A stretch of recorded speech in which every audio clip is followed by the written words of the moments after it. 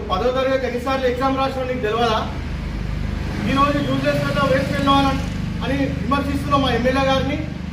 నీకు అసలు useless fellow spelling వచ్చా? 2018లో నిన్ను చూసి ఓటేసిర్రా ప్రజలు, లేకపోతే దేన్ని చూసి ఓటేసిర్రు అనేది మొన్న జరిగినటువంటి ఎలక్షన్లలో ప్రజలు ఇచ్చిన తీర్పు నీకు అర్థం కాలేదా? ఇష్టానుసారంగా కేటీఆర్ మా నాయకుడు అని అంటున్నావు. నేను 10వ తరగతి 2012లో చదువుకున్నాడు. తెలంగాణ ఉద్యమంలో మా స్కూల్ ర్యాలీలో తీసుకుపోయి మా విద్యార్థులను తెలంగాణ గీత భవన్ చౌరస్తాలో మాతో ధర్నాలు కూర్చోబెట్టినారు. మేమండి తెలంగాణ ఉద్యమ నాయకులు. మీరు తెలంగాణ ఉద్యమ నాయకుడు ఎట్లయితారు? నీ కేటీఆర్ ఏమో అక్కడ పోయి అమెరికాలో ఉన్నాడు. తండ్రి ఎప్పుడైతే సీఎం అయిండు, తెలంగాణ ఉద్యమం వచ్చిన తర్వాత తెలంగాణ రాష్ట్రాన్ని సోనియమ్మ గారు ఇచ్చి ఆనాడు కాంగ్రెస్ పార్టీ ప్రాణత్యాగాలు బలి తీసుకున్నటువంటి విద్యార్థులను బిడ్డలను చూసి తట్టుకోలేక ఆనాడు సోనియమ్మ మన తెలంగాణ రాష్ట్రాన్ని ఇచ్చింది.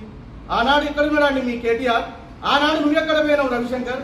మేమండి ఉద్యమం చేసింది. ఆనాడు నక్సలైట్లు కూడా తెలంగాణ కోసం ప్రత్యేక రాష్ట్రాన్ని ఏర్పాటు చేయాలని చెప్పి ఎంతో మంది అసులువాసి అలా రక్తాన్ని దారి చేసి అడవులలో అమరులైనటువంటి సందర్భాలు ఎన్నో ఉన్నాయని సందర్భంగా మనవి చేస్తున్నా.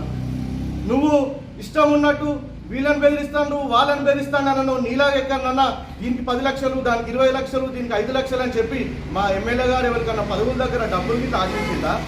ఒకవేళ ఆశించినట్టయితే నువ్వు ఇలా విమర్శ చేసినావు కదా. ఇదే కొండగట్టు గుడిలో గర్భగుడిలో మా ఎమ్మెల్యే గారు సిద్ధంగా ఉన్నారు. నువ్వు తడి బట్టలు కట్టుకొని వచ్చి నువ్వు డబ్బులు తీసుకోలేదని ప్రమాణం చేస్తావా? ఈ సందర్భంగా నేను హెచ్చరిస్తున్నా. ఎమ్మెల్యే జాగ్రత్తగా నీ తీరును మార్చుకోకపోతే నీ తీరుని నేను మార్చుతా అని చెప్తున్నా. నీకెంత ధైర్యం అని మా ప్రజానాయకుడు సత్యమని నీ ఇష్టం వచ్చినట్టు మాట్లాడతావా ప్రెస్ మీట్ పెట్టి? నీ ఇంట్లో కూర్చొని మాట్లాడతావా ప్రెస్ మీట్ పెట్టి? నీ చెంచాగలను పెట్టుకొని మాట్లాడతావా ప్రెస్ మీట్ పెట్టి? ఏమని మాట్లాడతావు రవిశంకర్? నీ చెంచాగాళ్ళకు నీకు ఇక్కడ హెచ్చరిస్తున్నా. రే బిడ్డ, నన్ను దాటిపోవాలి, సత్యమన్న గురించి మాట్లాడాలంటే మొదలు నా గురించి మాట్లాడాలి. మా యువజన కాంగ్రెస్ పార్టీ అంటే ఏమనుకుంటున్నావు? ఎక్కడ ఏ నాయకుడికి ఏది జరిగినా అలుపెలుగని పోరాటం చేసేటువంటి సత్తా మాకున్నది ఇలా మా యువజన కాంగ్రెస్ పార్టీ నాయకులు. నీకు ఇష్టం వచ్చినట్టు మాట్లాడితే మా యువజన కాంగ్రెస్ పార్టీ నాయకులు చూసుకొని ఊరుకుంటారు అనుకున్నావా? లేకపోతే మేము చేతుల్లో గాజులు దొరుకున్నామా? నువ్వు ఇంట్లో కూర్చొని ప్రెస్ మీట్ పెట్టినావు బిడ్డ, మేము ఇంట్లో కూర్చొని ప్రెస్ మీట్ పెట్టలే.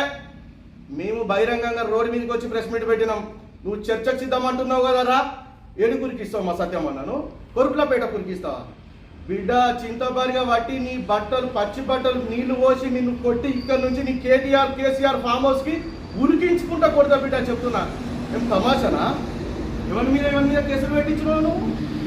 ఆనాడు మేము ఉన్నప్పుడు నా మీద కేసులు పెట్టియలేదా?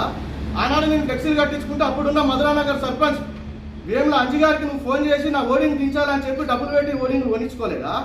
నా ఫ్లెక్సీలు చింపియలేదా? పోలీసులకు చెప్పి నా మీద ఏదో ఒక కేసు బనాయించమని చెప్పలేదా? ఏది చేయలే రవిశంకర్ నువ్వు. దానికి ఎగ్జాంపుల్ నేనే. బిడ్డ గుర్తుంచుకో, నువ్వు ఇంటికి వచ్చి కొడతా ఈ నుంచి ఉరికిస్తాన్నావు కదా. ఇప్పుడు నేను చెప్తున్న ఒడ్నాల యజ్ఞేశ్వర యువజన కాంగ్రెస్ పార్టీ అసెంబ్లీ నాయకుడు ఇప్పుడు ఇక్కడ నుంచి ప్రెస్ మీట్ పెట్టి నేరుగా నీ ఇంటికే వస్తున్నా. నీకు దమ్మున్నా చేసుకో, నీకు చాతనైతే నన్ను ఆపుకో బిడ్డ. ఈ సందర్భంగా మనవి చేసి మీడియా మిత్రులకు సెలవు తీసుకుంటున్నాను.